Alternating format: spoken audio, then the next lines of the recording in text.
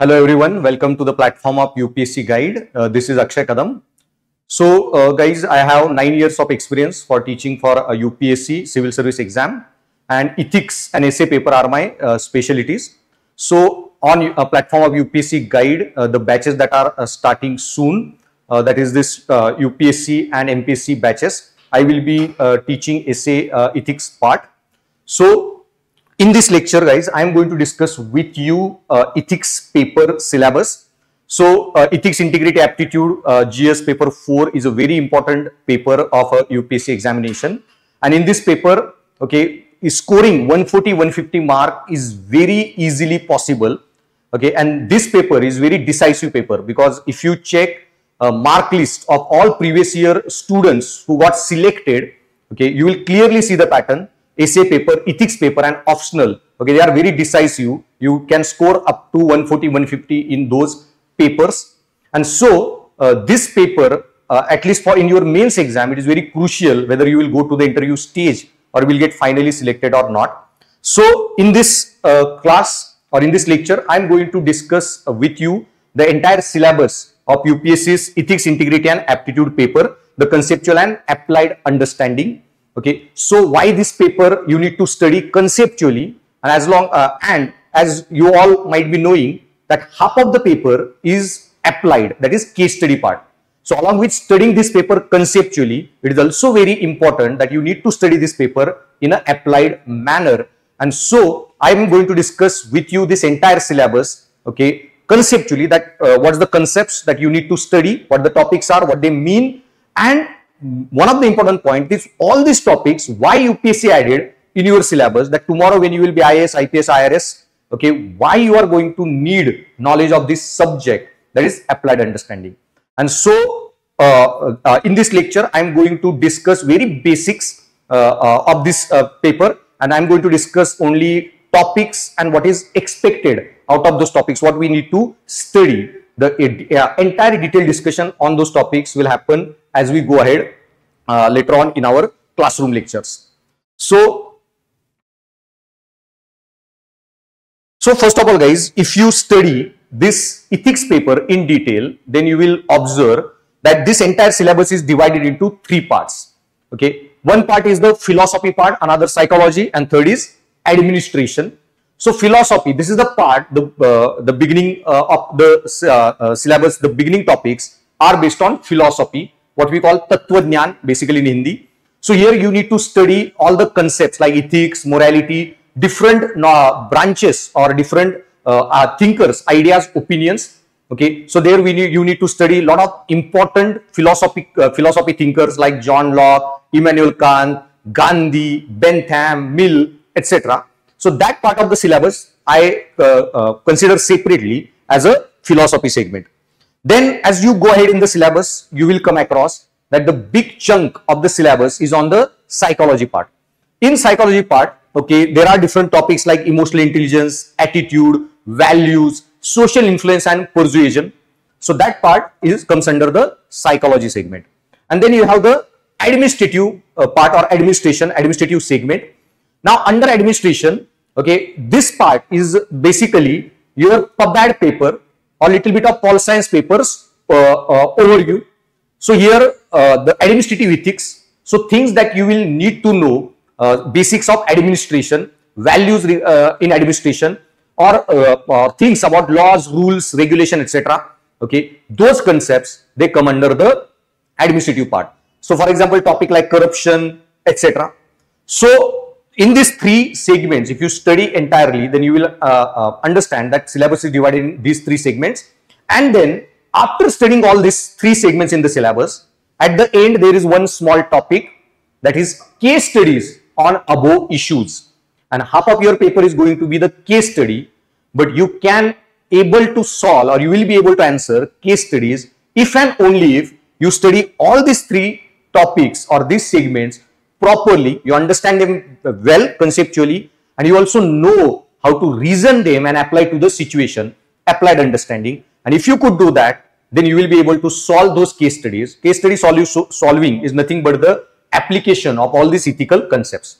So guys, we'll go ahead discussing these topics, but that's why what I do in the syllabus, that every topic I teach, okay, I give lot of examples from day-to-day life, from my personal experiences, from experience of other IAS, IPS, IRS officer, etc. Examples that we read in newspaper, on social media, etc. So every concept I teach, okay, I link that with the, or I try to link that with the administration. So while discussing syllabus itself, okay, in our classroom, you will understand that how to use these concepts and how to link them, apply them to the day-to-day scenarios, day-to-day situations, then personal life scenarios or administrative scenarios. And that way you will get primed to answer or understand those issues very easily, and then you will be able to use it in case study also. So this paper, guys, demands lot of reasoning orientation from you that you need to keep in mind. Okay, and so one thing I guarantee you guys, that after you enroll for this UPSC MPSC course on the platform of UPSC Guide, you will not have to study anything else, okay, other than what I am going to teach you in the classroom. Okay, and you don't have to study anything else other than the notes I provide and content that will be given to you from the side of UPSC Guide. Okay, so other than that content, the notes, okay, and the classroom videos, okay, you don't have to prepare anything else. All you have to do is how much answer writing you will do, okay, on your own. That will be the task that you need to focus on. So content part, strategy part, everything you will get it here. Okay, remaining your personal hard work, sincerity, and how much answer writing you will do, get it checked, get it, you will get a feedback, how much test series that you join and get the feedbacks on from the faculties, from all the faculties. Okay, automatically that improvement part you will have to do. Okay, content and strategy part, that me and other UPSC Guide teachers, we will take care of that.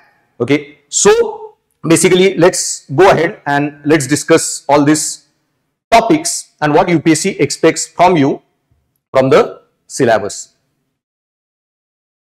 So before we go into syllabus discussion, guys, okay, I would like to tell you that on UPSC Guide, okay, this foundation course that is going to start on 19th of May. Okay, so do enroll for that course, and its course fees is also very reasonable, and you are going to get a very high quality content at a very reasonable price, a comprehensive content, okay, just at ₹30,000. And if you want to get a discount, then you can use my code Akshay Sir to get the 20% discount on your subscription. So guys, let's begin with our topic and content discussion. So guys, in a philosophy part, the first topic of the syllabus is ethics and human interface, essence, determinants and consequence of ethics in human actions. So first of all, guys, don't get scared by reading these topics and these heavy lines. Especially in ethics paper, you will come across lot of such a terms. Okay, so first thing you need to keep in mind, guys, that just because these terms are complex doesn't mean that concept will be complex. Okay, and that's the major issue with the philosophy, that philosopher like to tell very simple things in a complex way. So, but if you dissect it and understand it properly, then you will realize these topics are actually very easy.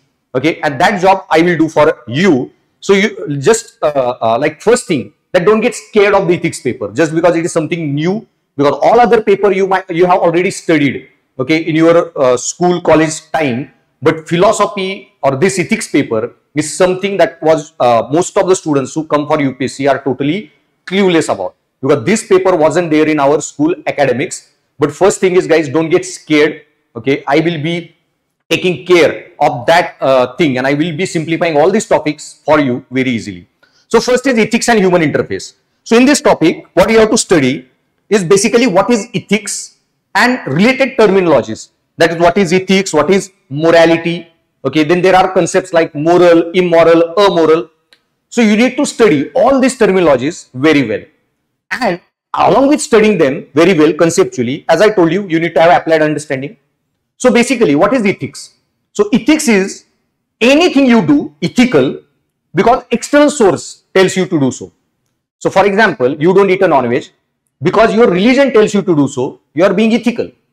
But in morality, what is morality? You have to understand everything conceptually. So morality is that you do something because your conscience, inner voice, your spirit, soul tells you to do so. So you don't eat non-veg because you think animal have rights, then you are ethical as well as moral. But some person doesn't eat non-veg just because religion tells him to do so. He is ethical but not moral. Now, all these terms that I am going to discuss with you, I told you we have to study from administration angle also. I am going to give you a lot of examples, administrative examples. So, one such a example, just I will tell you, like following a signal. So, many people on a signal obey the signal just because there is a CCTV camera, just because traffic policeman is standing and he will fine me, challan, and that's why you don't want to pay the fine. That's why you obey the signal. You are doing the right thing for external pressure. You are being ethical. But if you believe that I should follow the signal because as a good citizen, as a good person with good civic sense, I should obey signal, then you are being moral. Okay. And so basically ethics comes from external source, morality comes from internally. And I give you two examples, one from personal life, one from administration. And this is how we have to study entire syllabus. So all these terms, okay, in one go, you will understand properly. And as I told you, then you don't have to study anything else than these classes of UPSC guide. Then same way, there are now lot of terms in which are not mentioned in the syllabus, but UPSC consistently asks the questions on them. In entire syllabus, you will never find a term constitutional morality, but in syllabus, okay, they have, in last 10 years papers, UPSC has asked thrice, okay, question on constitutional morality, and that too in last 6 to 7 years. They have asked this question thrice. So just because they have given some syllabus, okay, they ask question from that part, okay, that's not the case. They ask question from any part of the part that is not even mentioned in the syllabus. So that analysis, that what question they might ask, even on a topic that are not mentioned in syllabus, I will be taking care of that. Okay, that's why you are coming here, joining this course. So you don't have to worry, all paper analysis, what kind of question UPSC is asking, what kind of question they might ask, and what need to be taught to you in the classroom, everything I will take care of. You just have to, okay, study this content sincerely. Okay, so ethics, then there are many such terms that you need to study, like moral, immoral, amoral. So moral, okay, that I told you that you do something right. Immoral, doing something wrong. Okay, so someone saves someone's life, morality. Okay, someone kills someone, immorality. Okay, but any kid 8-10 year ka, okay, he kills someone accidentally, or let's say hypothetically, but he doesn't understand what is right and wrong. His actions we call amoral. Okay, and so human being killing someone will be immoral, but a animal, tiger killing a human being, when tiger doesn't understand what is morality and what is immorality, tiger's actions are amoral. So all these terms, these kind of terms and their examples, okay, we have to study. So basically ethics and human interface. Now this topic, human interface, what this topic simply means, that where you learn ethics from. So basically in the topic you have to study what is ethics, what is morality, all these concepts, moral, immoral, amoral, like that. And where you learn this concept. Are you born ethical or you will learn ethics? So ethics come from nature or ethics come from nurture? Ethics come from biology, genetics, or ethics we learn from the social atmosphere around us? And so that debate, what we call ethics and human interface, Manavi Samvad. And so guys, no one is born ethical, no one is born criminal. Okay, all we become, whether ethical or immoral or criminal, depends on what kind of socializing agents we get. Okay, and what are these socializing agents? There we are going to have very comprehensive debate, and I am going to discuss with you role of 20-25 socializing agents like family, education, society, religion, culture, constitution, laws, even your geography. Okay, and how all these different factors shape morality, shape ethics. Now you will say, how can geography shape the ethics? How can geography shape the morality? Yes guys, even geography shapes the ethics. Okay, geography can shape the morality, and classic example is non-veg eating or veg eating in different religions.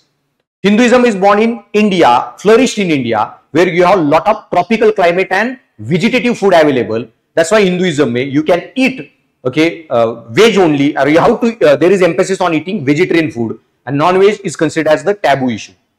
but Islam, Christianity that spread, okay, especially in Middle East or in Europe, temperate climate, where luxuriant agriculture, surplus agriculture or luxuriant vegetation is not possible, and so whether to eat veg or non-veg was never considered as an ethical debate. Okay, so in geography shapes the ethics and morality. So this is how we have to study all these debates, okay, from this different perspective, theoretical perspective. So ethics and human interface. So basically the point I told you, where we learn ethics from, and this human interface, what different agencies shape the ethics. Then the question is essence of ethics. Now essence of ethics. Now essence, this topic itself, what ethics is all about.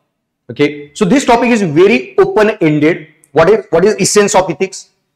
Because in this topic, though word is just essence, it covers lot of debates. So this all, what is ethics, what is morality, can we learn ethics, okay, what are different branches of ethics, all this debate comes under this topic of essence. Then the next topic is determinants. So the essence, determinant, consequences are subtopics of this first debate.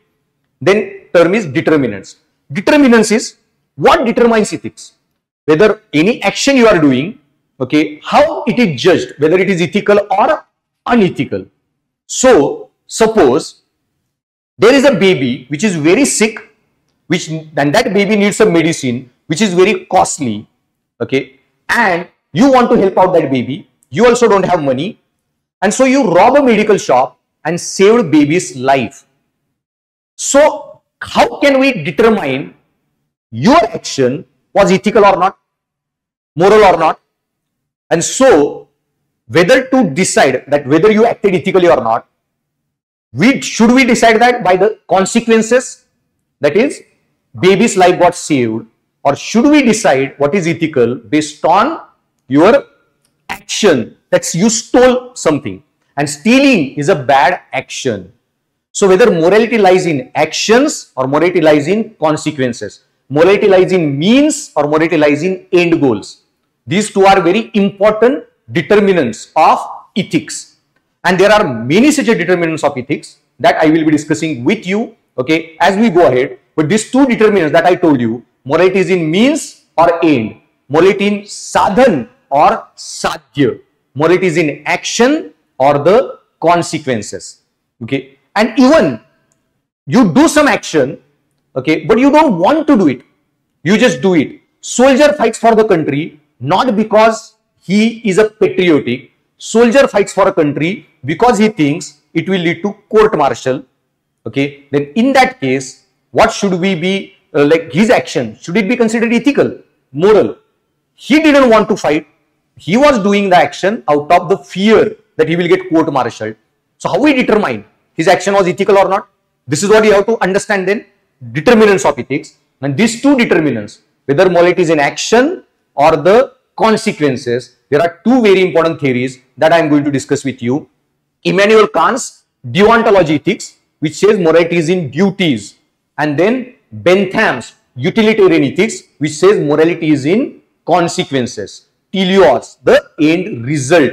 Teleos means end goal, and these are two very important branches in ethics that we need to study: teleological ethics and deontological ethics. Along with that, we have to study few more determinants of ethics, like rights ethics, fundamental rights theory, and virtue ethics. So virtue ethics, fundamental rights ethics, then teleology or consequentialism ethics, and deontological ethics. These four are the branches of or determinants of the ethics. And so large part of our debate, okay, or our classroom lectures, we are going to invest on this determinants of ethics part. Then comes consequence of ethics in human action. Consequences in a sense, whatever action you do, okay, whether it will lead this end result may. Consequences, simply what it means in this debate, we have to do very open-ended debate that why one should be ethical. Okay, you must have heard one statement, very famous statement in Indian philosophy, कि अंत में जीत सत्य की होती है. लेकिन अगर सत्य की जीत हमेशा अंत में होती है, तो भाई सत्य पे काम करे क्यों? क्योंकि जो असत्य से जी रहे, they are actually enjoying their life. Those are living unethically, they are enjoying. and those who are ethical suffer their whole life, then what's the point, okay, of being ethical? So what are the consequences? If I am being ethical, what are the consequences? Okay, if I am being ethical, I will go to heaven. If I am not, I will go to hell. But then, if there is no hell and heaven, then why should I act ethical? If there is no God, why should I act ethical? So being ethical, are there any advantages for me? And if there are no such advantages, should I be ethical? All such debates, okay, they come under this consequences of ethics in human action. Why one should act ethical? If he is ethical, what are its consequences? And automatically, we are studying this paper for civil services. Then we have to then take angle, what are the consequences of ethics in administration? If government is not ethical, governance is not ethical, laws are not ethical, okay, bureaucracy is not ethical, what consequences it will result into? Okay, so good governance or bad governance, all these concepts we have to study in this topic. And then there is very important topic, next is the dimensions of ethics. And in this topic, guys, huge part of our syllabus is in this topic, dimensions. So there are 4 dimensions of ethics. These dimensions are quite difficult, so I will not go in detail of that now, but in classroom teaching, okay, we'll be very much detail, we'll be discussing all these dimensions. So there are 4 dimensions, major dimensions of ethics. One is meta-ethics, one is normative ethics, one is descriptive ethics, another is applied ethics. Okay, so what all these dimensions are, and there are a lot of multiple subtopic or sub debates under this dimension of ethics topic that we will be discussing in detail. And large part of our syllabus, classroom discussion, 20-25% lectures will be only on this topic, because this is a very vast topic, though there are only 2 words, dimensions of ethics, okay, but lot of sub theories we have to study under meta ethics, under normative ethics, under applied ethics, and under descriptive ethics. Okay, then next topic is ethics in private and public relations. Okay, so ethics in private and public relations, what we mean by that? So ethics in public relations means ethics in administration, ethics in governance, or in general, okay, ethics with respect to society, they come under public relation. And then ethics in private, okay, here 2 interpretation of private, that private means in your personal life, why you need to be ethical, and as well as ethics in a private organization. Okay, so when you are MD CEO of any private company, or you are bank manager in some private bank, so there we have to discuss 2 topics, okay, or actually there are 3 ethics ke branches that we need to study. One is personal ethics, what is right and wrong for you personally. Another is a professional ethics, that is ethics in private relation. So when you work for any private company, what is ethical and unethical from that company's perspective, professional ethics. And then public relations, okay, ethics, that is administrative ethics, ethics from the perspective of IAS, IPS, IRS, government, MLA, MP, etc., ministers. So 3 ethics ke major branches, and their comparison we have to study: personal ethics, professional ethics, and administrative ethics. And then we have to compare that how ethics in private differs from ethics in public relation. So being MD CEO in a private bank and being IAS, IPS and head of a public sector undertaking, how it is different. So being MD CEO in ICICI and being MD CEO in SBI, how it is different. Okay, working as a branch manager in ICICI HDFC and working as a branch manager in SBI and Bank of Maharashtra, how it is different. Okay, and knowing that is basically your ethics in the private and public relation. So lot of debates we are going to discuss under this, that what parameter differentiate between being a IAS, IPS and being a MD CEO in a private bank.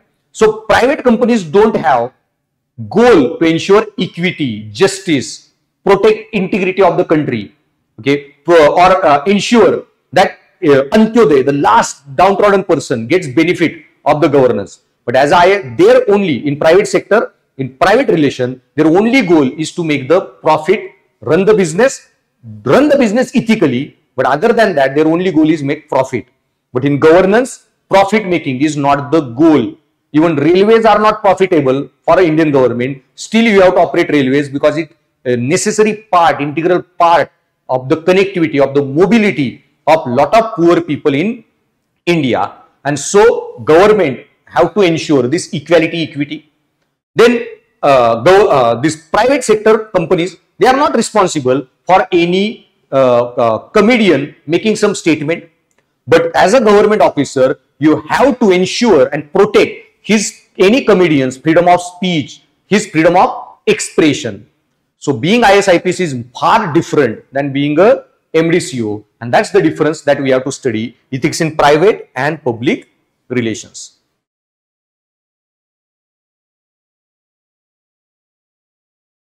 Then next topic in the syllabus is a psychology part, and under psychology part they have mentioned different topics. So philosophy part, guys, though there are only 3-4 topics, but almost 30-40% of our classroom lectures will be on philosophy part, because topics names are smaller, but content under them that we have to study is very vast.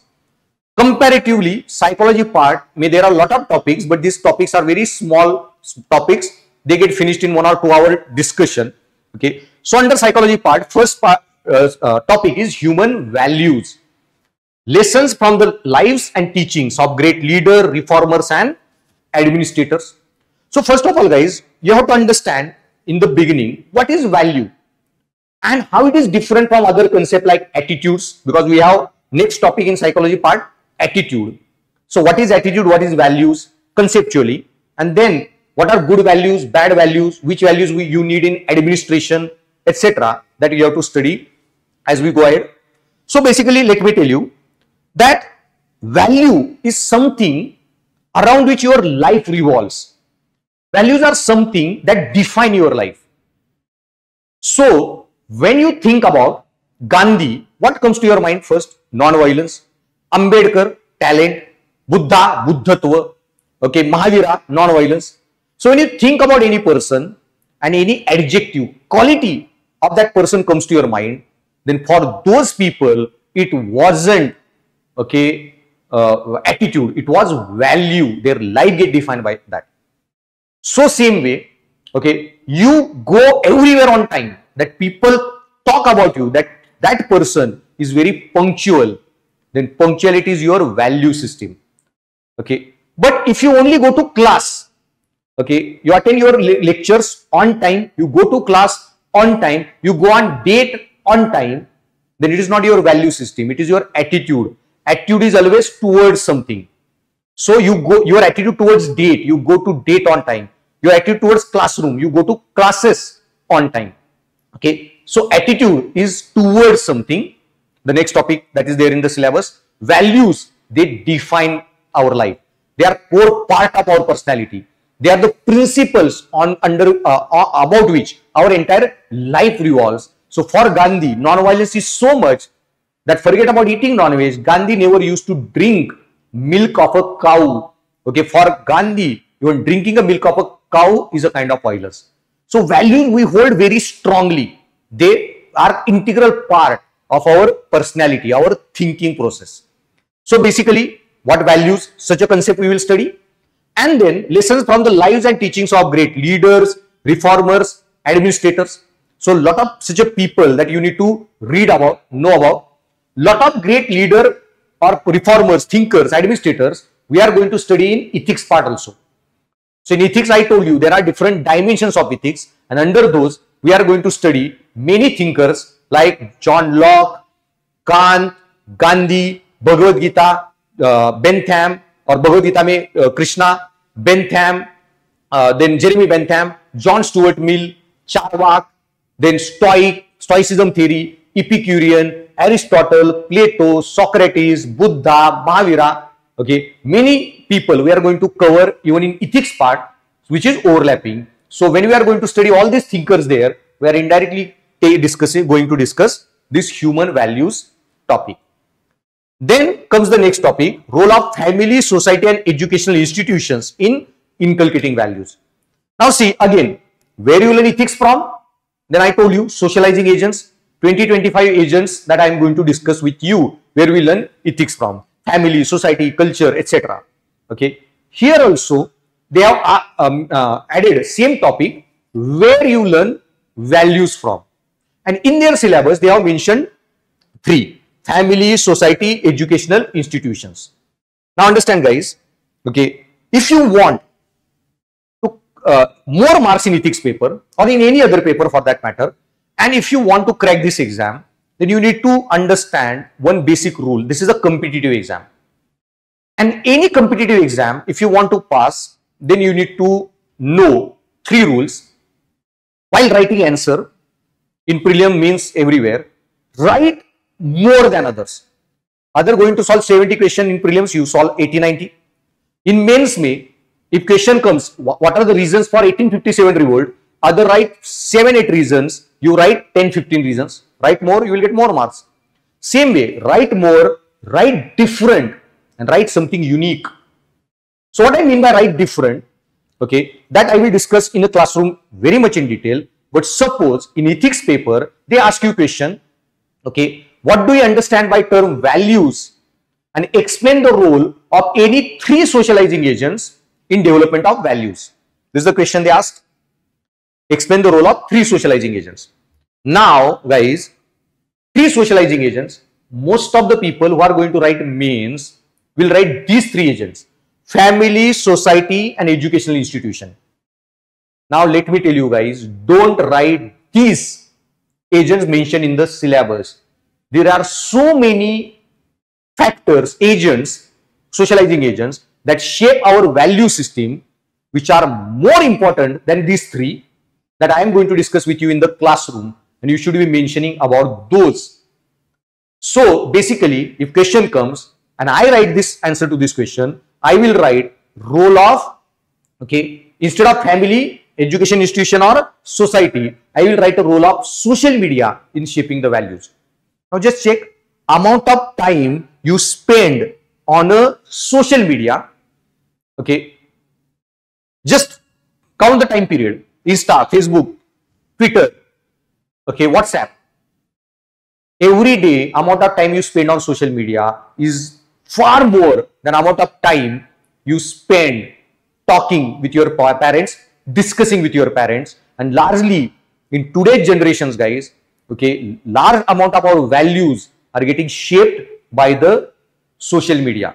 What to eat, what not to eat, how to live our life, the lifestyle, everything.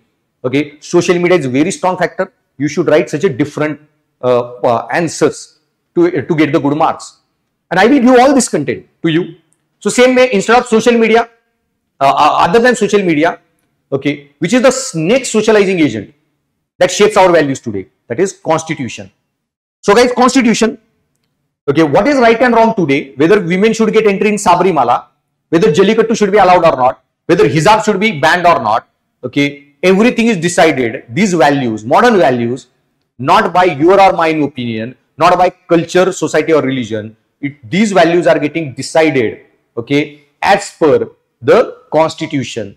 What constitution, the kind of laws that are getting made as per constitution, and that constitution is shaping our values. And then along with constitution, third most important agency that shapes our values is a technology. I will write technology, though it is not mentioned in the syllabus, I will write. So technology, why technology? Simply, in Supreme Court, we discussed one issue, appointment of females in combat role. Why females should be appointed in combat role? Okay, why this demand came today? Why our great grandmothers, okay, they didn't demand that give us a right to fight in a combat role in army, appoint us in army, navy, air force. Major point guys, here in this debate is a technology. Okay, the way technology has advanced today, okay, technology has reduced the role of manpower from the battlefield to a great extent. 70, 80, 100 years back, if you want to fight a battle, you have to carry 3-4 kg ka sword and ride a horse into a battlefield. But today, fighting simply means, okay, you need to carry one gun and pull the trigger. All you need is a courage, okay, and training how to fight a battle, else even women can fight. So because technology reduced this role of manpower, okay, our society's value changed, and now we are appointing females as the Navy fighter pilots, etc. And so there, guys, you have to discuss this topic, that role of technology. So all these debates that we have to cover under this point, role of family, society, educational institution, and along with that, I will discuss many more agents, who shape the values. Then, guys, next topic in the syllabus is your, in psychology part, is the attitude chapter. Now, attitude I already told you, attitudes are always towards something, values are very generalized. I like movies, value system. I like Vidya Balan's movies, attitude. I like only her movies. So attitude.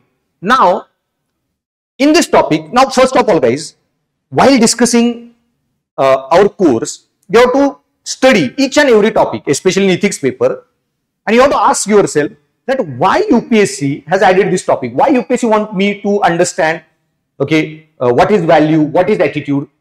What was UPSC's expectation? If you understand the demand of UPSC, you will understand then how to prepare for this paper. Now, what I mean by understanding demand of UPSC or preparing for this paper. So, basically, values and attitude. Let me give you an example. What we have to study, you will get idea. See, attitudes. When we say attitudes, I told you they are always towards something. Values are general. I like Vidya Balan's movie, attitude. I like, movies in general. I like to watch movies. Then it's a value system. So, I like non-violence is value system. Then you will be non-violent in every aspect of your life. But you are non-violent only towards animals. Then you will only not eat non-veg. So, you don't eat non-veg, but you are okay that in the battlefield, if we drop nuclear bomb on Pakistan or China, that is not your value system. It is your attitude. Your attitude is non-violent towards only non-veg eating. Now, guys, major problem in India today is that in India, we have only attitudes, not the values. Now, what I mean by that, India, we have attitudes, not the values, and it has creating a lot of problem.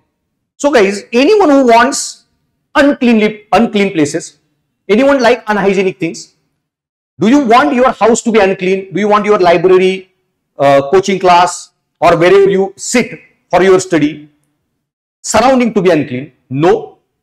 So, no one wants these unclean things. Then, why India is so unclean? Why there is a garbage everywhere? Why people then spit on the roads, etc.? The major reason of that is it's not a value, it's just an attitude.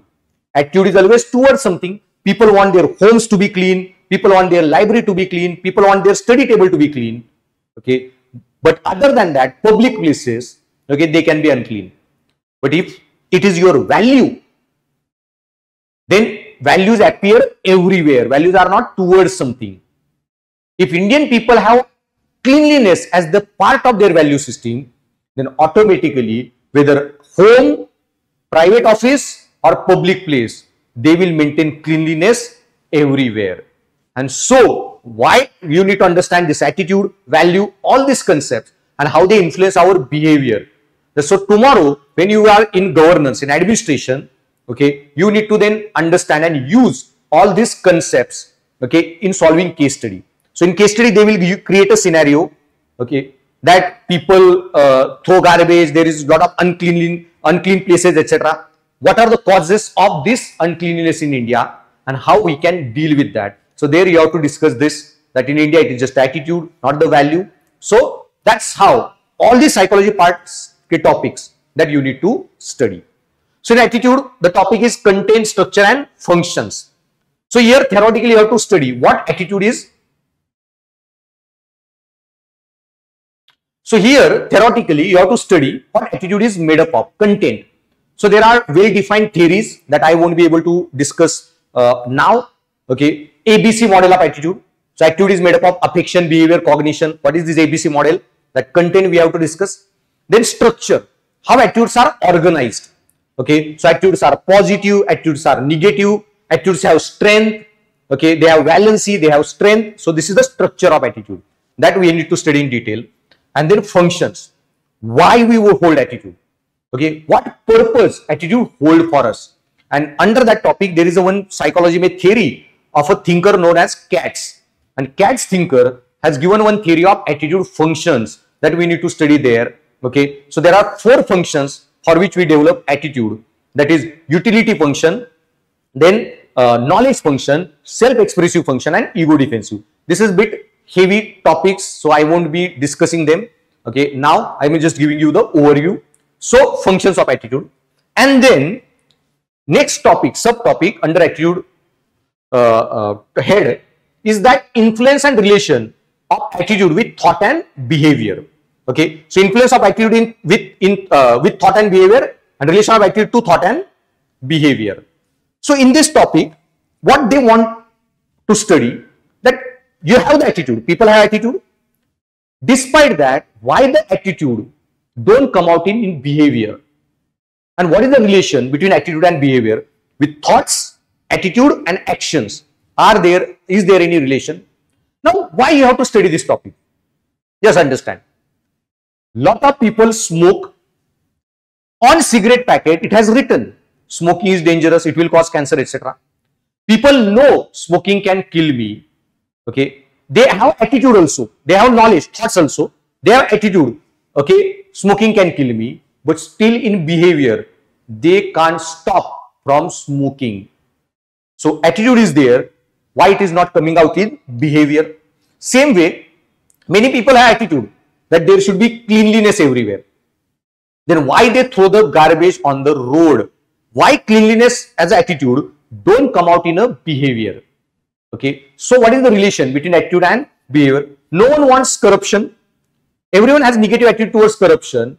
But if sometimes traffic police stops you and asks you to pay the 500 rupees ka fine for breaking signal, why people then ready to slide 100 rupees note? So if they have the negative attitude towards corruption, why it is not coming in behavior? This is what they want you to study. And so this knowledge you have to use, whatever you are going to study here, in your case studies. So you have to study in case study, okay, whether people have attitudes or not, and if they have attitudes, why they don't appear in behavior. So this is why you have to study these 2 topics, subtopics. Then next topic in syllabus is moral and political attitude. Okay, so then there are different types of attitudes. Okay, moral attitudes and political attitudes. Here they have mentioned only 2 types of attitudes. Moral attitude I am going to study in philosophy part. So I told you morality is in consequences or morality is in action. These are the different kinds of moral attitudes. Okay, so 13, 14 moral attitudes: absolute moral attitudes, relative moral attitude, objective moral attitude, subjective moral attitude. Lot of attitude, different types of attitudes I am going to discuss with you then. Okay, then there is a topic called political attitude. So under political attitude also I am going to discuss with you lot of sub theories, sub political attitudes: communism, socialism, capitalism, leftist, rightist, okay, then democrat, republic. So what these different political ideology mean, okay, and what's this political attitudes are all about. But guys, along with moral political attitude, syllabus has mentioned only 2. I am going to discuss with you many more additional attitudes which are of extreme importance for your ethics paper. And so what are these different attitudes we are going to study? So human attitudes, humanitarian attitudes. To be a good human being, which attitudes you need? Same way, along with humanitarian attitudes, okay, you have scientific attitudes, scientific temper. So what are scientific attitudes? Then economic attitudes. So scientific attitudes, economic attitudes, personal attitudes, humanitarian attitudes, social attitudes, religious attitudes. Okay, I am going to discuss with you such a 10, 12 more additional type topics under these attitudes. They are mentioned only 2, moral and political. But if you analyze UPSC ka paper, they expect you to know many more attitude types. Okay, that we will be discussing under this head. Now guys, next topic in the syllabus, and I will say most easy topic if in entire ethics paper, is this topic of emotional intelligence. And you will tremendously enjoy lectures of the emotional intelligence because it's really very awesome topic, and you will be able to connect it with your personal life, day-to-day life. So what is emotional intelligence? So basically guys, human personality is made up of different types of like sub features or characteristics, and these are your attitude, your values, then your memory, sensation, perception, and likewise, okay, one facet of our personality is is intelligence. And under intelligence, you again have three types of different types of intelligences. One is analytical intelligence, another is social intelligence, and third is your practical intelligence. Now, analytical intelligence means intelligence that gets measured when you solve CSAT ka paper. So what CSAT paper measures is a civil service aptitude test, is your analytical intelligence. Okay, ability to solve puzzles, reasoning, data interpretation, etc. That is your analytical intelligence. Then you have, okay, next is a practical intelligence. Practical intelligence means whatever you have studied in your life, okay, how to use that knowledge practically to the situation, day-to-day situation. So once you study ethics paper, if you are able to solve case studies, means you have the practical intelligence, applied knowledge.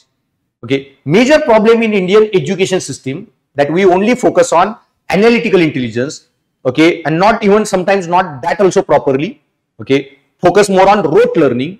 But along with analytical intelligence, we need to focus on practical intelligence. Because practical intelligence is lacking, the issue is, okay, India we have so many job seekers, not job creators. If you teach people practical intelligence, they will be able to, after graduation, will be able to start their own business, own enterprises, etc. And along with, guys, analytical and practical intelligence, there is a third, social intelligence. Intelligence that you need to navigate social relationships. So basically, you might be a very intelligent person, okay, but you don't know how to speak, when to speak, what to speak, how to build good relations, how to connect with other people, build a good network, bond with other people well, okay, then that is aapka basically this social intelligence. So to be a good member of society, okay, to be a good father, good mother, good employee, good boss, good doctor, okay, you need to connect with the patient, the society, and for that the intelligence that is required is social intelligence. Then automatically, okay, sub part of the social intelligence is emotional intelligence. So basically, if you want to go along with other people, then you should first, okay, you need to be a person who is extremely emotionally well regulated, person, okay, who knows how to control his own emotion, person who knows how to control his anger, when to speak what, when not to speak, okay. So when to get angry, with whom, in what amount, in which situation, okay, person who understands this is emotionally intelligent. So person who intelligently reasons about his emotions is person with emotional intelligence, because emotions are killer of rationality, okay, and basically emotional intelligence. Now, why you need emotional intelligence in administration? Why this topic in your paper? So basically, guys, you need emotional intelligence everywhere in the workplace. To be a doctor, good doctor, you need to know how to connect with your patients. Patients will be very stressed, some cancer patient, other patient. Now, how to you can be soft with that person, how you can connect with that person, bond with that person, you need emotional intelligence. You need to sell your product, business, marketing, etc. You need to be emotionally intelligent. And same way, okay, along with this marketing and so on, even in a policing, half of the time when you are in police station, 50% people in police stations, okay, that are going to visit are either criminal or either victim. Then as a police officer, you need to be extremely emotionally intelligent to be sensitive towards the victims and ensure that criminals don't manipulate you. And to ensure that, you need emotional intelligence. And I will give a hell lot of examples of emotional intelligence in administration, why it is required, and if emotional intelligence is not there in administration, what problems it can create. Okay, और उसमें एक funny web series was also there, one episode, Panchayat TV web series you must have seen. In Panchayat web series, there is one episode, okay, about population control, और उसमें जो slogan था, 2 बच्चे मीठी खीर, उससे ज्यादा बवासीर, okay. in that slogan, guys, entire episode, that you should know in administration, the policies you make, slogans you create, they should cause a positive change, not insult the people, okay, in this way. So those people who already have more than 2 kids, you are insulting them, okay, that your 3rd, 4th and other kids are actually problem. So in governance, you should know, okay, how to create policies, how to create even those slogans. Okay, there was one slogan of a government regarding female infanticide, that don't kill the female fetus, और उसमें slogan का statement was, कैसे खाओगे उनके हाथ की रोटियां जब पैदा नहीं होने दोगे बेटियां. So what you are telling the people, लड़कियां इसलिए पैदा करो क्योंकि फिर कल आपके घर में रोटी कौन बनाएगा. दिस वाज द गवर्नमेंट का statement, slogan. So that's the issue, guys, that whatever government is doing, are you even doing it in emotionally intelligent way? This is entirely we need to study in this topic. So guys, mostly problem with the ethics paper, the coaching that is there happening, is they only teach these concepts. They don't focus on this example, application part, how these topics are related with the administration, how these topics, okay, I am going to need, why UPSC has added this paper. So tomorrow when I am IAS, IPS, IRS, how I need, okay, this knowledge in my governance. And if you study all this topic from this perspective, you will get very, very good marks in ethics paper. And I will be giving you all that perspective. You don't have to worry anything. As I told you, my content, my classroom teaching and the notes, the material that you will get from UPSC guide, okay, you will need nothing, absolutely nothing. Okay, and so that's what this topic, emotional intelligence and its utility and application of emotional intelligence in governance and administration, both points I have told you. The next topic, social influence and persuasion. This topic is bit difficult, okay, but this topic is what social influence is. In this topic, what you have to study, that I will just tell you. Social influence means it's a part of a group psychology. Okay, so social psychology, in psychology there are different branches like clinical psychology, industrial psychology, counseling psychology. Like that, there is one sub branch of a psychology, that is social psychology, and under social psychology this topic is there. So again, this topic of social psychology we have to study from government's angle. Why government has added this topic, UPSC added this topic, so that I will tell you later on. But just to begin with, social influence, what this topic is, that how society influences our behavior. People around us influences our behavior. The simple example of that, guys, when I teach in an offline classroom in front of hundreds of students, and when I teach, okay, in a studio where there are no students in front of me, okay, this, how it is going to change my performance. Okay, so this is simply an impact of people around me, people watching me, on my personality, on my behavior. So why sometimes accidents happens on the road and lot of people are standing but no one helps. But in the same scenario, you are alone on the road and some biker, okay, has accident in front of you and you are the only person and that person who had accident, then you will go and help that person. So when there are people with you, why you don't help, and when you are alone you help. This is what basically understanding is social influence. And so same way, social influence by people around us, how they influence our behavior. And it is also depend on different activities that we perform. So you are playing a cricket match, okay, like Virat Kohli, Rohit Sharma, etc. They are playing cricket match without any audience, the way it happened in COVID time period. It will impact their performance. But if there are lakhs of, okay, people watching, cheering, it will improve their performance, their motivation, their even outcome. But same, instead of cricket, if you are playing a chess, okay, Vishwanath Anand, okay, is playing chess and there are thousands of people shouting and cheering, okay, his performance will drop. He won't be able to play the game of chess well. So which activity you are performing and how people around you impact, how they influence our decision making, that we need to study under this topic of social influence. And under social influence, There are then 6-7 subtopics that we have to study. Okay, different processes of social influence. And what are these processes? So 7 processes that I will just tell you the name, details we will study in our classroom lectures. So first is basically your in social influence, coaction effect, audience effect, conformity, compliance, obedience to authority, identification, and internalization. These 7 processes that we have to study under this topic of social influence. Then their topic is persuasion. So what is persuasion? Persuasion under this topic. And by the way, social influence topic, why you have to study government perspective say, simply guys, in government, if you are IS IPS officer, you have to deal with the mob. You have to do mob management, event management, disaster management, riot if have taken place, you have to handle the riots, etc. Then there you need to know what is the mob mentality. Okay, how mob behaves, how to control mob, when to use force, when not to use force. And that's why this knowledge of this topic is very important.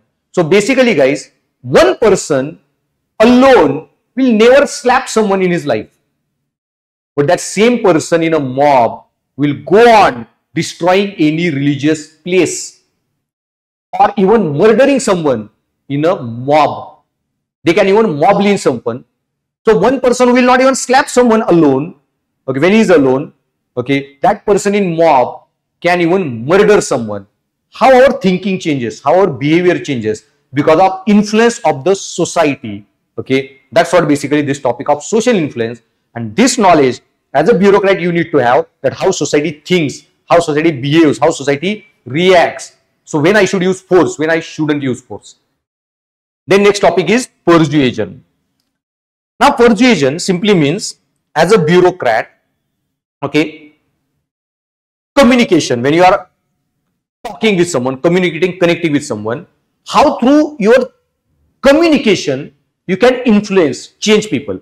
So social influence and persuasion. Persuasion is subtopic of social influence only. That how can you influence people, society around you only by communication, persuasion. Let me give you example, administration ka, then you will understand. In 2019, in Maharashtra, in Kolhapur district, there was a flood. Krishna river got flooded because of the backwater, and a lot of people, their entire first floor of their homes was underwater. It was very horrible situation. Okay. Now, government people or government authorities came for rescue little late. After 2, 3, 4 days, people were managing to rescue themselves or surviving on their own. And so, there was one video that got circulated on social media.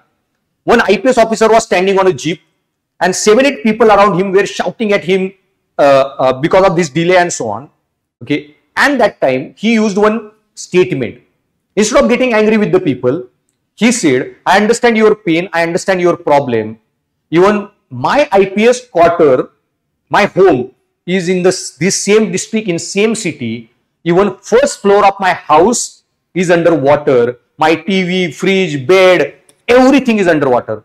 Everything has totally been destroyed. And my wife and my daughter, okay, they are sitting on a terrace in a storeroom. Okay, I understand your pain. With that one statement, all those people around him realized, okay, he is also suffering like us. There is no point shouting at him. Okay, let's cooperate with each other and solve this disaster. So when to use force and when to use emotional intelligence and persuade people, that as a government officer, you need to know how to use persuasion and influence the society. Okay, and so this is what the topic is, persuasion. So under this topic guys, so if I want to influence your opinion, your behavior, then what things I need to take care of? So under persuasive communication, there are 5 factors that we need to take care of. Okay, so first is source, who is trying to change the attitude, who is trying to persuade you. Then listener, who are you? What is your motivation level, energy level, IQ level, etc. Then what medium of communication I am using, third factor. Then context.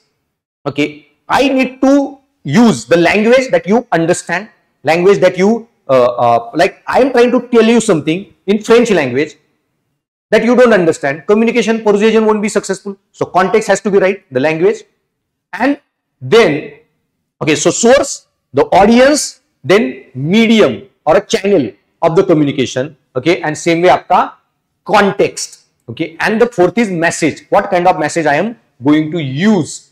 I am going to use emotional message, okay, or I am going to use rational message, okay. So fear appeal, or emotional appeal, or rational logical appeal, message. These 5 subtopics that we have to study, how they influence this persuasive communication process, okay. And these 5 components again: source, I am, audience, you, channel, online, face to face, digital, etc. Okay, then message, emotional or logical, and the context, the background, time, setting, surrounding. So one lecture in detail we are going to study these 5 subtopics under persuasive communication. So guys, now the next topic in our syllabus is from administrative ethics part. So under administrative ethics part, guys, lot of complex topics they have mentioned here. But if you study entire syllabus under administrative ethics, you will realize, okay, that see what this paper is, ethics paper, what they expect that tomorrow when you will be in administration, or a lot of students who will crack ethics paper, they will join administration, they all, okay, will run a governance which is good. So ultimately what government wants to do? The good governance. Now how you can do good governance? How you can ensure good governance? Then basically 2 things you need to ensure if you want good governance. First is hire good people. Okay, so hire IAS, IPS, IRS who are extremely ethical, good, and that's what the purpose of ethics paper, that you will understand these ethical theories, different thinkers' opinion, you will understand about all these concepts. So once you join the service, okay, you will be knowing about this ethical parameter. So good people, but just because people are good, but they don't have the support of the law.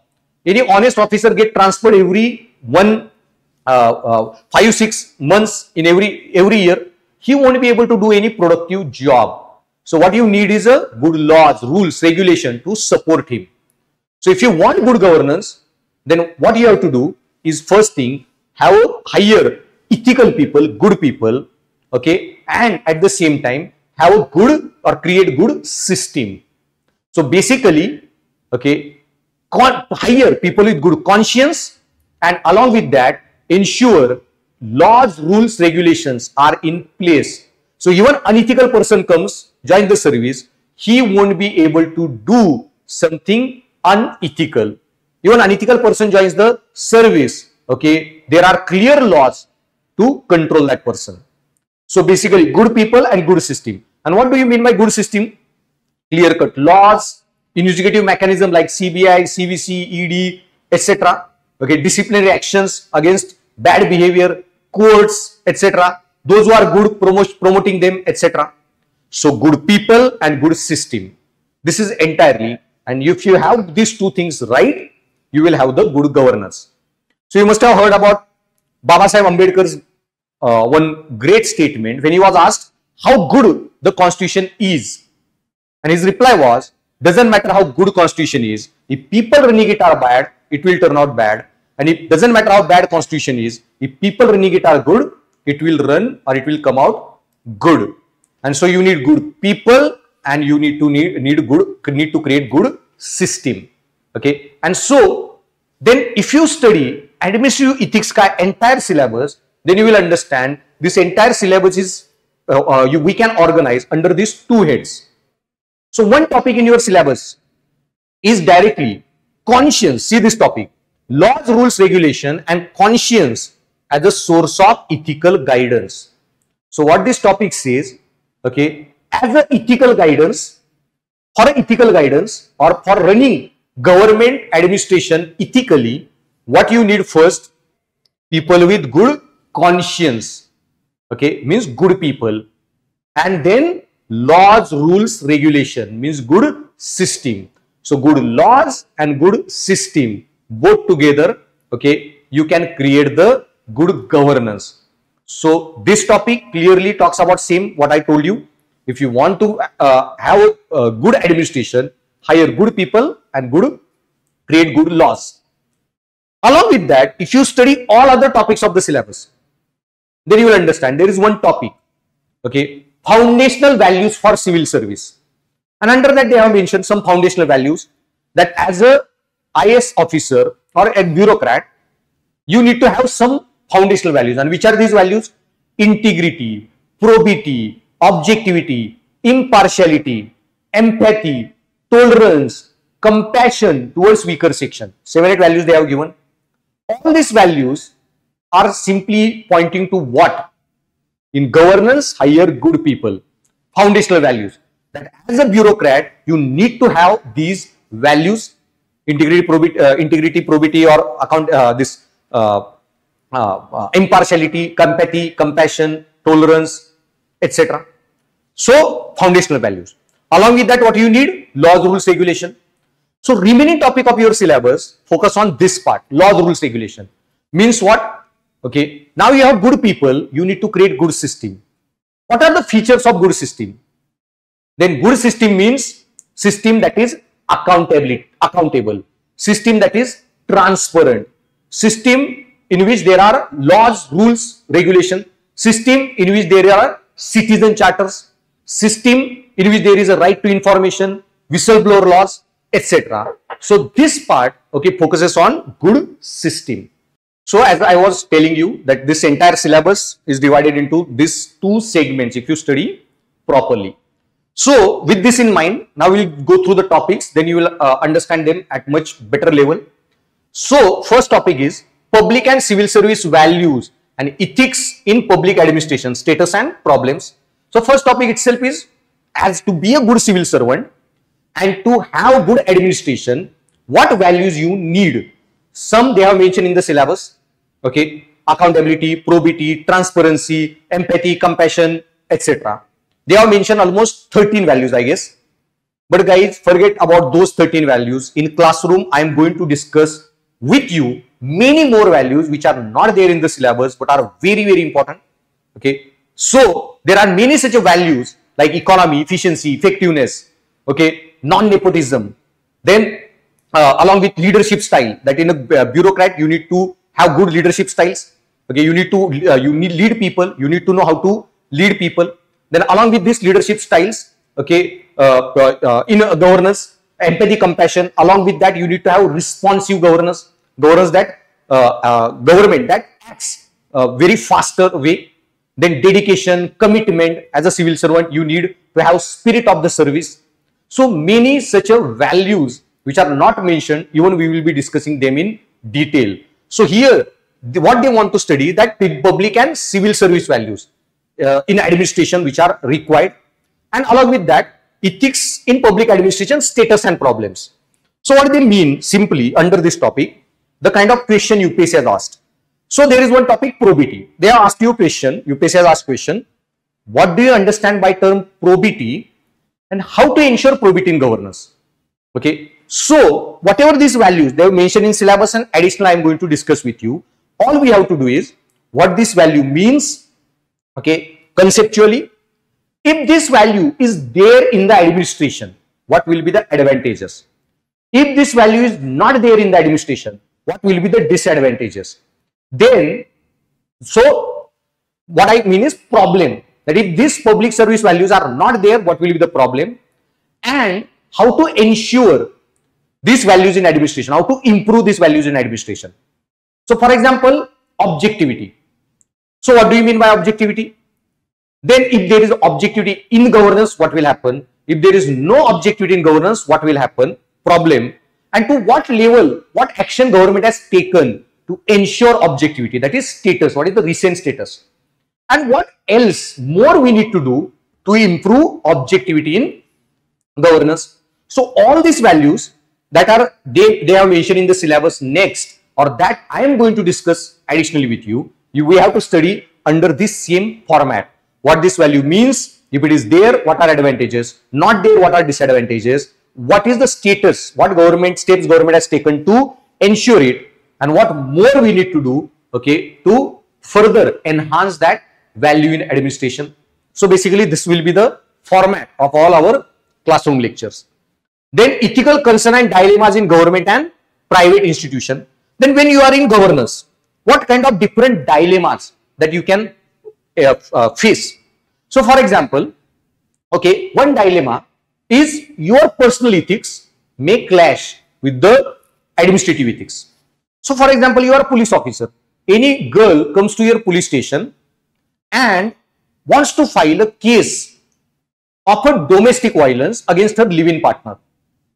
And you as a person believe that live-in relationship is wrong, okay, and people should not engage in live-in relationship, and people should have a relation only after marriage. That is your value. You are correct. You are entitled to your own opinion. But by law, okay, you have to give that girl justice, get the FIR registered. So your personal values and administration both clashed. So dilemma that now you have faced. So how different types of dilemmas emerge and how to handle them, we have to study under this topic. And I will give you many such dilemmas. One more I will give you. Suppose you are IAS officer and there are illegal encroachments in your area of administration.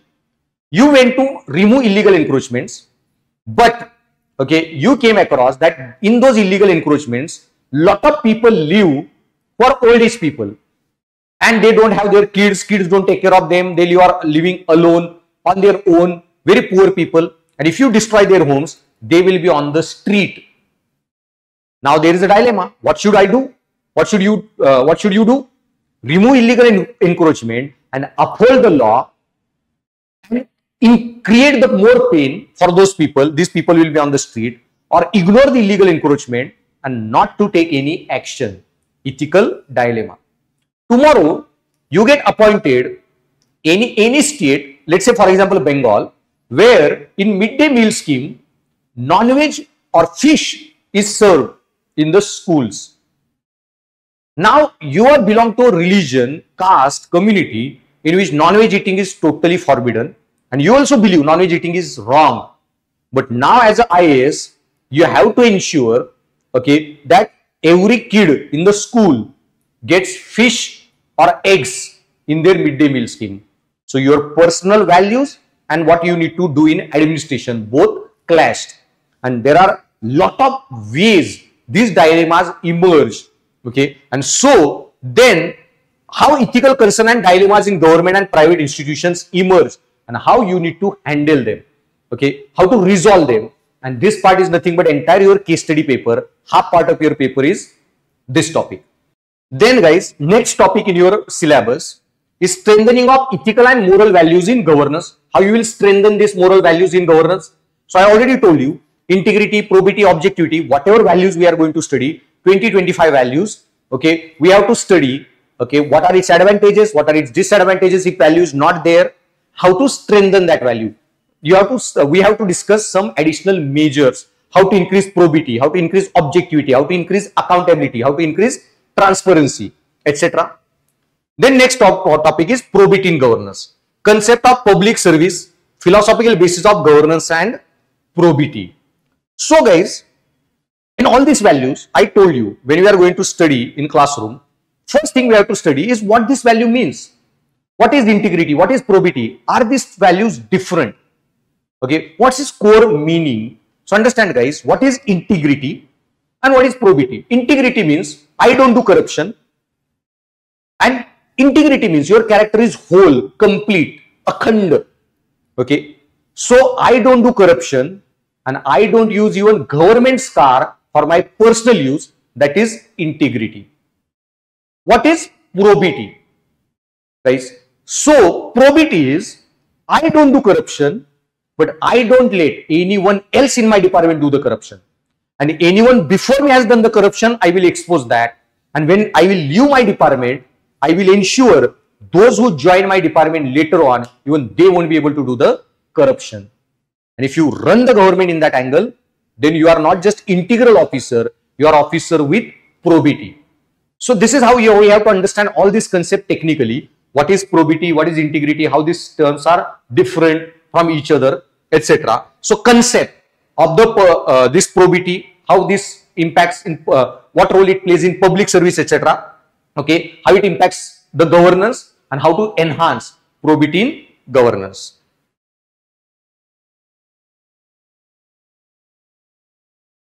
The next topic in the syllabus is accountability and ethical governance, and next topic also I will just read: information sharing and transparency in government, right to information, code of ethics, code of conduct. Now understand what this topic is. Accountability and transparency, these are two very important things if you want good governance. Out of 20-25 values that we are going to discuss, foundational values in civil service or public civil or civil service values, most important are these two: accountability and transparency. Why? So what is accountability? Accountability means every job that government does, one person is answerable. And answerable means by law they have the power. So you take some decision in governance. Do you have a law that gives you that power? Okay. So any police inspector or like any government bureaucrat fires at the people when there is a riot or so on. Does he have legal power to issue fire order? That is accountability. So accountability means all the job that government does, there should be one person answerable. That is accountability. So an accountability and transparency, whatever decision government takes, you are taking it for the people, then let the people know why you have taken this decision, why we have created this policy. Okay. So you are running government, okay, for the benefit of the public. And understand why these two values are most important, because these values are enshrined in the definition of the democracy itself. What is the definition of democracy? Of the people, by the people, for the people. Of the people and by the people means accountability. That government governs with the accountability to the public, because public elected you. Because public through election gave you power to run the country as per constitution, to make the laws as per constitution, implement the laws. Okay. So all these ministers, okay, govern because we elected them. Then they should be accountable to the public through election, and they can govern as long as they have majority. They don't have majority, go home. So accountability of the people, by the people, and you are running the democracy for whom? Okay, for the people. For the people, then let the people know what is happening in governance. That is transparency. So of the people and by the people and for the people. That is transparent government. So these two values are very important. What this value mean, all these technicalities we'll discuss in the classroom lectures in detail. So accountability and ethical governance, and information sharing and transparency in government. And if you want to improve transparency, then one of the most solid law that Indian government has passed, that is right to information. Okay. So RTI, with RTI, we can ask question to the government and we can get the information from the government. It improves the transparency. So we have to study RTI.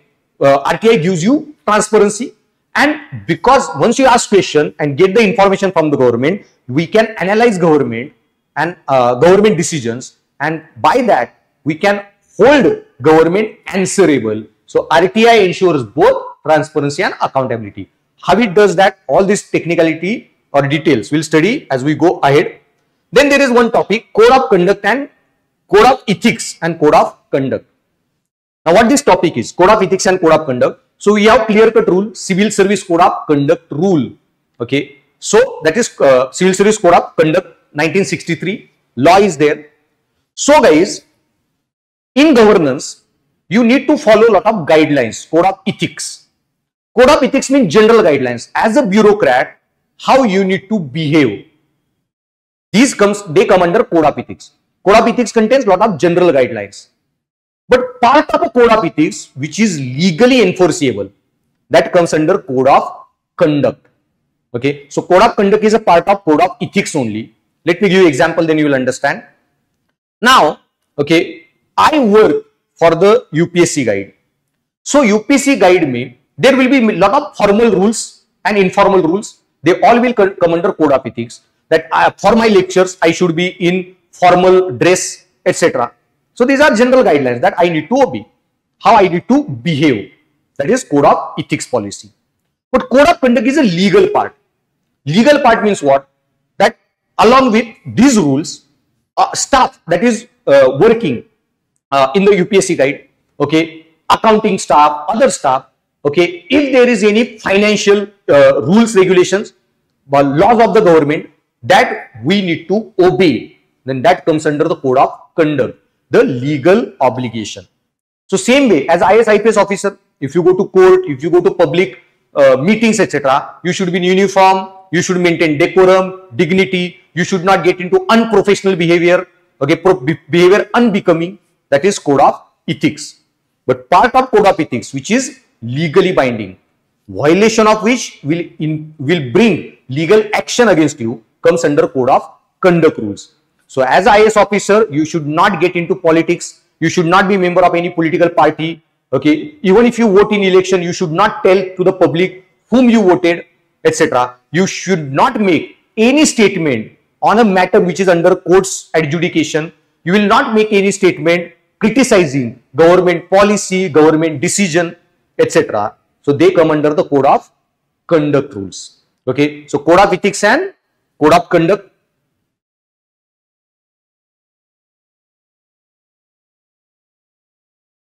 Now the next topic, okay, aptitude and foundational values for civil service. There are a lot of foundational values that I told you. So this accountability, probity, transparency, RTI, code of ethics, code of conduct, they are part of the good system. But along with good system, what you need is a good people. Okay, if people are not good, they will only exploit the system.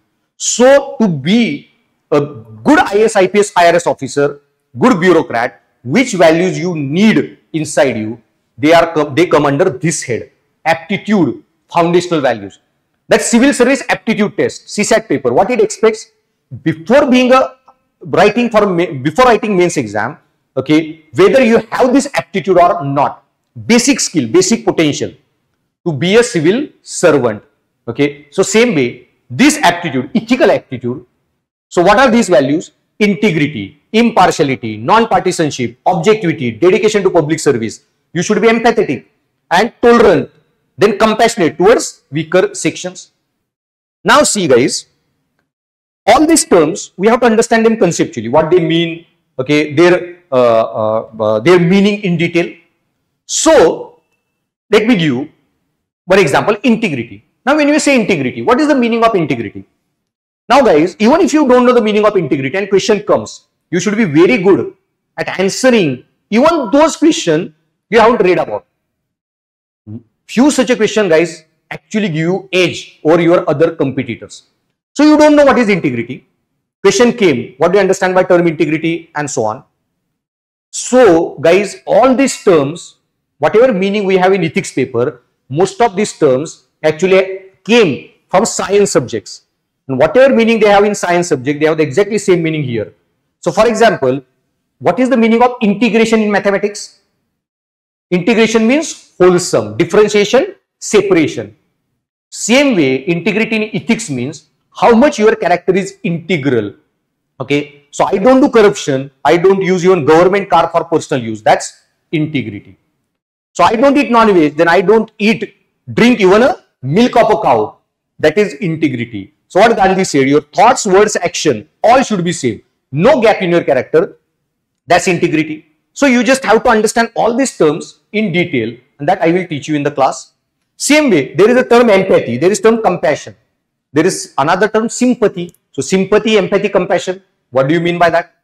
So guys, sympathy simply means feeling of pity. Yaar, tere saath bura hua, like bad thing happened to you. Okay, that my friend's father died.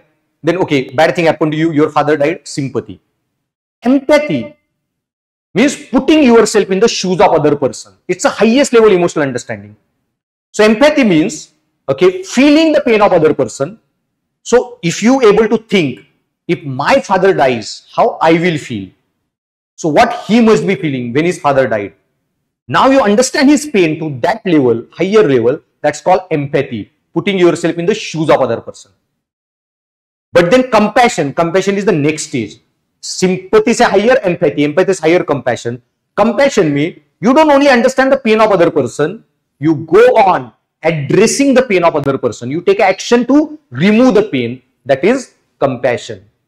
So Gandhi got kicked out in Africa because he was a black skinned person. So that time Gandhi now felt the pain when you get socially discriminated.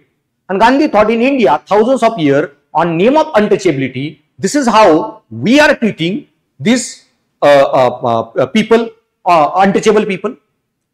What pain they might be feeling, Gandhi now felt that, empathy. And Gandhi made it clear, when he will go to India, it won't be the question of India's independence alone. There will be parallel social emancipation process. We will fight against this untouchability. His action of fighting is compassion. Compassion where you take steps to address the pain. So all these terms we have to understand technically. That's basically the topics, and along with these 6-7 terms, I am going to discuss with you many more additional terms. Then there are some small subtopics.